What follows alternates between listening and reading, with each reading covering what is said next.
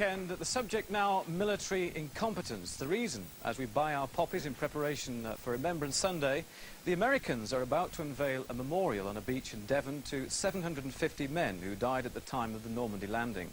The plaque, 40 years late, officially recognises one of the greatest blunders of World War II. We're discussing those military blunders and why they're so often covered up. But first, Debbie Davis explains what went wrong on Exercise Tiger.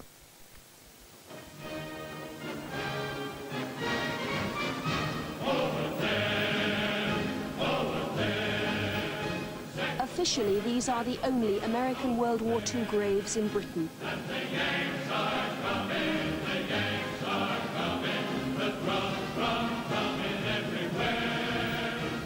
Among the curves of crosses at the cemetery in Cambridge, over 100 graves show the same date of death, the night of Operation Tiger, when at least 750 Americans were killed.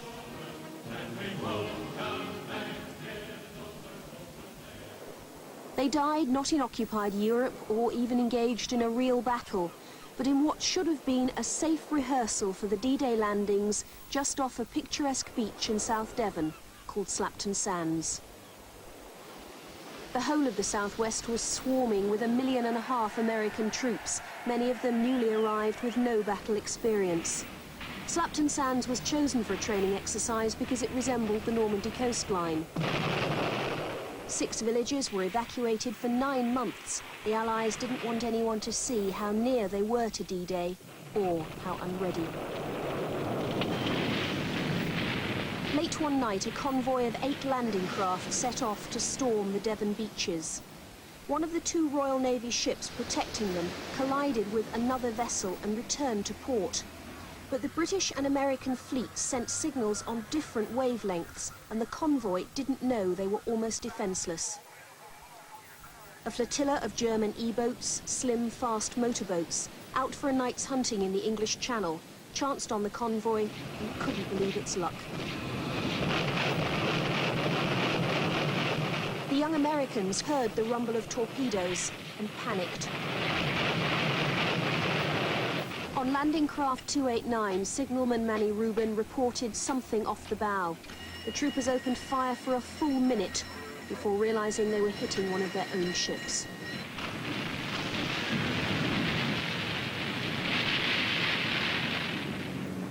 Hundreds of men ended up in the water. They might have survived the German attack. They drowned through American incompetence. They were told to wear their life jackets the wrong way, which tipped them face down under the weight of their backpacks.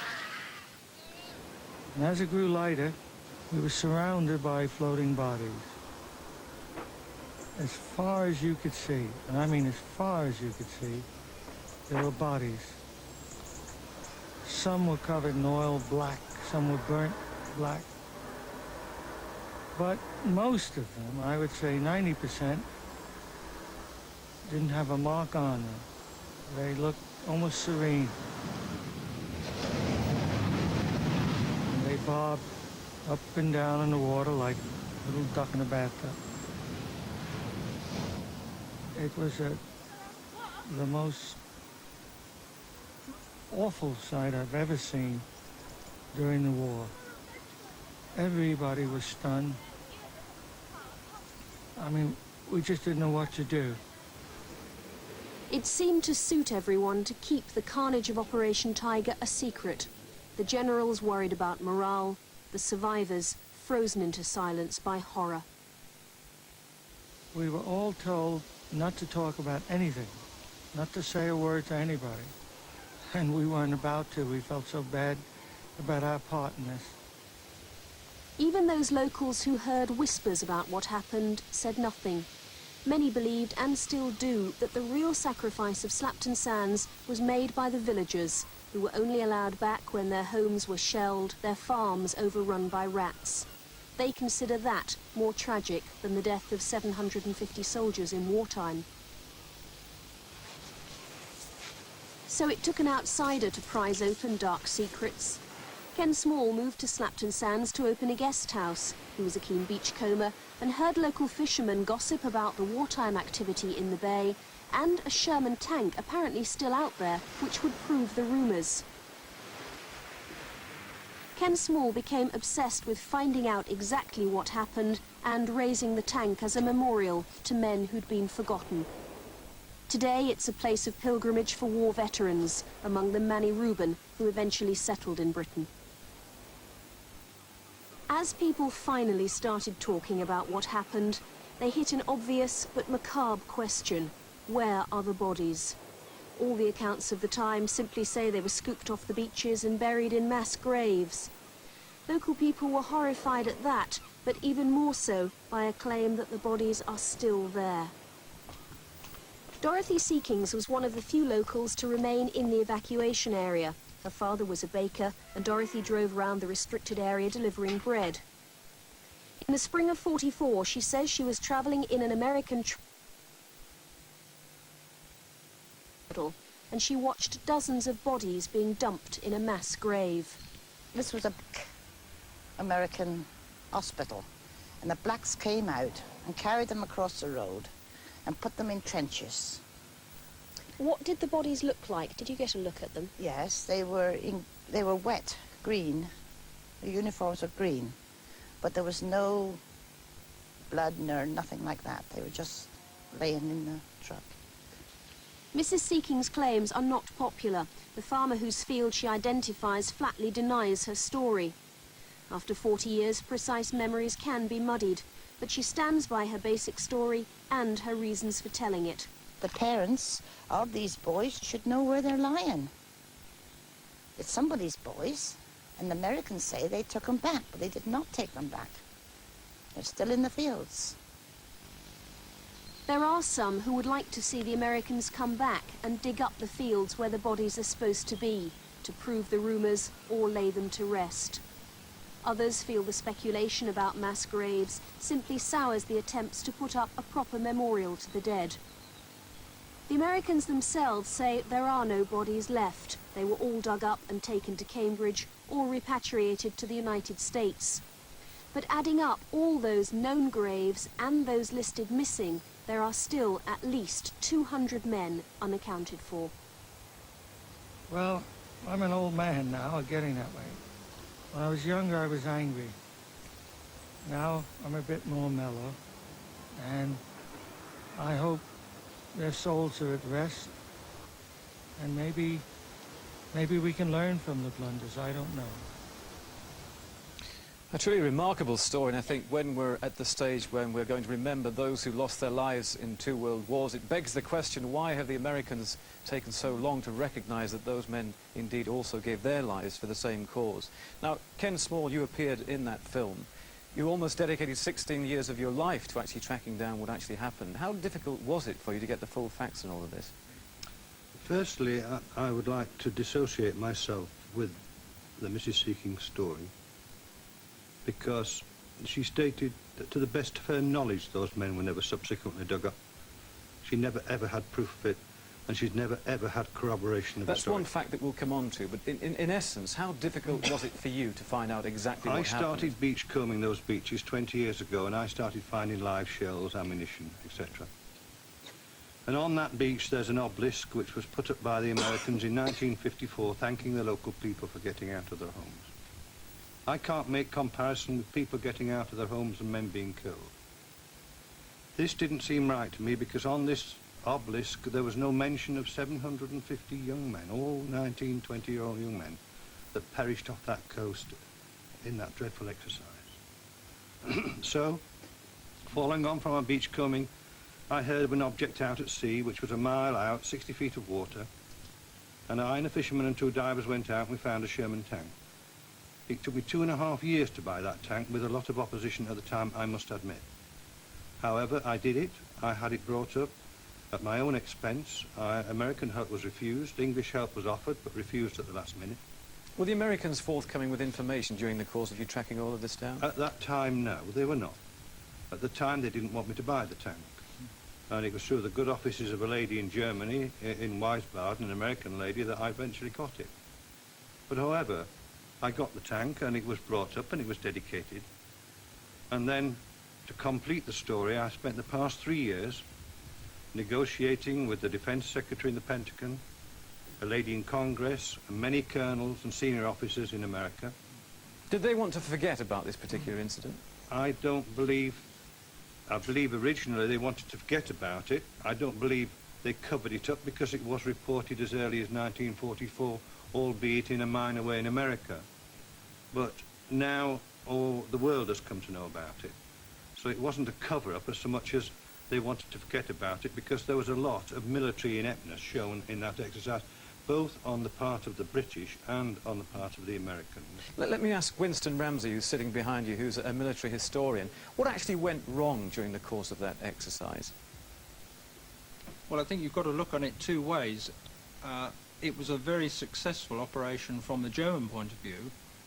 They knew exactly where the convoy was. They tracked it from the coast of France. So the S-boats, as they were, the motor torpedo boats, headed straight for them. This was a training exercise, and the very essence of that is to find out how prepared you are for mounting what was the biggest and first invasion of another continent that had ever took place. Was it our incompetence involved, or was it the American incompetence too that was involved in this? Well, I can't agree with you that incompetence was involved. Certainly mistakes were made. The British ship that had the collision, it was replaced, albeit too late. The scimitar didn't catch up with the convoy in time. You say it wasn't incompetence. We have on the front row here Bill Hiscock, who was actually there that night and has lived with, I think, quite a trauma for the past 40 years. Can you tell us exactly what happened, Bill, that evening? Yes, we were involved in the bombardment of the beaches prior to the landing craft landing the troops. There was a definite demarcation line on the beach where the troops were supposed to have stopped for the time stated before they advanced on through Slapton village after the barrages ceased. I think it's on record that the Hawkins fired actually 15 minutes. So you were firing onto the shore that evening? Onto the shore with full calibre HE shells, 7.5 inch. There are also other ships firing as well. And who was going ashore at that time? The Americans were going into the shore. Later on, my position on the ship was that of keyboard sentry in the centre of the ship. So I had a flow of men going backwards and forwards, and later on in the Marines barracks on board, discussion of the shoot from the guns crews themselves. And it became known on the ship that the Americans had somehow got into the firing line. They went through the barrage. Some were killed on the beaches. Later on, we had to close up to action stations because of the presence of E-boats. We were at action stations all night, closed up ready, if necessary, to do battle. How did you come to terms with what had happened that evening, next day? In those days, war was a hardener of emotions, but it's later on in life when you stop and think that it becomes something you'd rather forget or try and do something about. In most cases, it's impossible to do that. Why do you think the Americans have taken so long to recognise the fact that 750 of their men actually lost their lives in the run-up to D-Day in this particular way? Well, at that time, the word went around the ship, because the ship is like a village, it's a self-contained community, that the Americans were hushing it up because it wouldn't have gone down too well to the public of America that their sons had been lost in a very tragic, what might almost amounts to an accident. The reports were that they were reported lost in actions in the Channel. But this is war. Indeed, that is, I mean, a tragic story by any account. We also have another really tragic story, again dealing with military incompetence. And just to widen the whole issue before we get bogged down in that particular story, we have Winifred Coxon with us. Now, it just goes to show, because we will be talking about incompetence generally as this discussion goes on. Winifred, we've had the Vietnam War since then, we've had other wars throughout the world, we've also had the Falklands War. Now, your son was killed during the Falklands War, and you were told he was killed by the Argentinians. Yes, sir. Yes. And then, some 4 years after that, you learned that it wasn't actually the case. Can you tell us what happened when the man from the MOD knocked on your door? It was an officer from my son's squadron who came, I'm sure, at with the arrangement of the Ministry of Defence. And he said to us, what information were you given when Simon was killed? And I told him that we thought it had been an Argentine missile. And he said, well, I was there. Now I will tell you the truth. And he went on to say that the helicopter had been destroyed by a missile fired by HMS Cardiff. What was your reaction to the fact that they hadn't actually told you at the time what had really happened? I have a great bitterness, a feeling of great bitterness towards the Ministry of Defence for the additional anguish they caused me and my family in not disclosing the truth to us at the time. And 4 years later, we had just begun to come to terms with his death. But more so that at my son's inquest, 6 months after he was killed, when his body was repatriated to this country, the Ministry of Defence provided evidence at his inquest, army evidence only, to cause the coroner to bring in a verdict that my son was killed by enemy action. And you want that verdict changed? I shall do my best to get the verdict changed, to have the verdict quashed, a new inquest called when I hope the correct evidence will be heard, and a new verdict, a correct verdict, that he was accidentally killed on active service. I mean, there may well be a tenuous link in all of this, but somewhere on the other side of the Atlantic, even this evening, there may well be parents of soldiers who lost their lives actually at Slapton Sands who still don't actually know the truth of what happened on that particular evening. Ken Small, do you think we'll ever know what actually happened going back to that particular incident? Details are coming out rather thick and rather fast at the moment because of the new memorial that is going up on November the 15th. I must praise the American administration today, because although it's taken me 3 years, it's only been 3 years of bureaucracy. There's been not one voice of dissent leading down from the Defence Secretary. Do you believe that there actually are bodies on that hillside to this day? I think there's a possibility there may be a few. I certainly don't put any truth to the fact that there are hundreds there. In fact, evidence may come to light this very weekend to disprove that. There could be a few.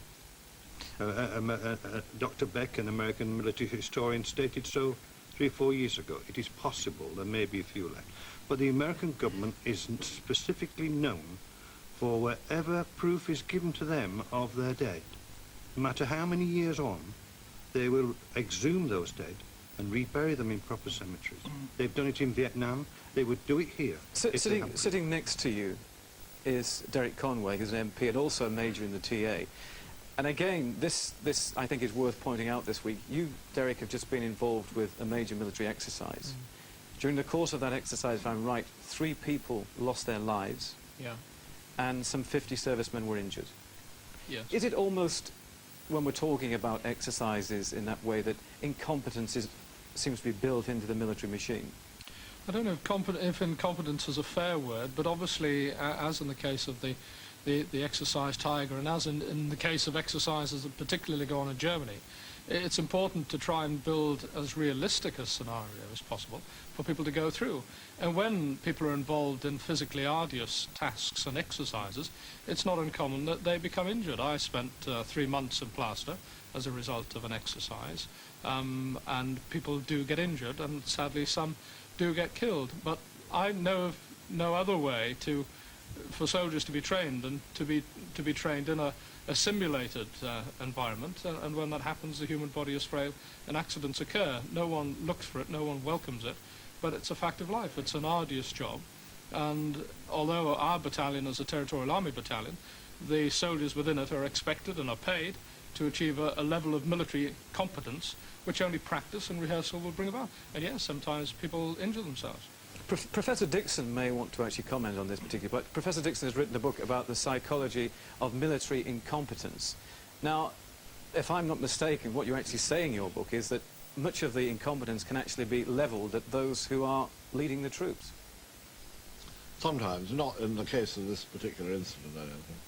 There's certainly over 150 years of military disasters, which I look at in the book, that occur enduring causes of incompetence, such as overconfidence, underestimation of the enemy, and in particular a breakdown in communications and neglect of military information, military intelligence as it's called. But I think what one should say in this instance here, the Slapton Sands, is that here was an exercise of immense complexity. It was a dress rehearsal of the most complex military action that this country's ever, or the Americans ever taken part in, up to that time. Trying to get 2 million people across the turbulent sea in darkness to land them on a hostile beach, and to do the whole thing without the enemy knowing what we're about. And I would have said that that is the main reason why the Slapton Sands battle went so terribly wrong. No. Trying to maintain communication when they had to also preserve secrecy. A lot of the people didn't have maps, they didn't know where to go, they got the wrong wavelengths, messages, signals went to the wrong place, and so on and so forth.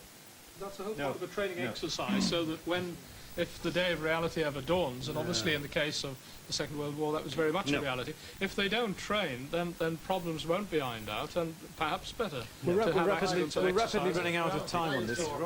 George South is actually from the local council there, and is involved and was involved with the tank corps. I would just like to make the point that, you know, Utah Beach suffered the least casualties of all. And that's as a result of this exercise. Let us explain that to because they people. landed in the wrong place. Can I just explain that, please, to people at home? Americans Utah Beach was actually 40 days afterwards was in fact where they landed in Normandy. Yeah. So there were less casualties or fewer casualties at the actual landings than there indeed there were because at they landed in the wrong Sands. place. Slapton was chosen as the training exercise because the topography of the country is virtually similar to Utah Beach.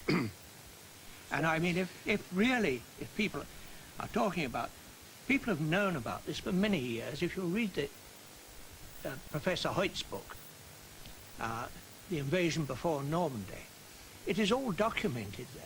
I'm not concerned with documentation. Ladies and gentlemen, 750 young Americans were killed. I'm afraid have exhausted tonight's programme. We've dealt with quite a few subjects. This was a particularly interesting film, and I think a lot of people tonight will be a little bit more aware of what happened at Slapton Sands in 1944. So, a hectic programme. Sue is back with us. It was hectic, wasn't it? Ending in a week of hurricanes and slumps in the stock exchange. That's right. Not a good week for the weathermen. Central's weatherman was run over by a tortoise. He says he didn't see it coming. But as an act of good faith, the men from the Met Office say they'll make a donation to charity every time they get it wrong from now on. Financial forecasters reckon that by Christmas... What are you tapping me for? Financial forecasters reckon that by Christmas there should be enough money to replant Epping Forest. In fact, there was only one thing worse than being a weatherman this week. And that was a weatherman with shares in BP. Because I wanted this line. Yes, the stock exchange lost £50 billion. Anyone finding it is asked to return it to... Sue J, Central Television, Central Weekend. That is all from us tonight. A very good night to you. Thanks for being with us. Good night. Thank you. Good night.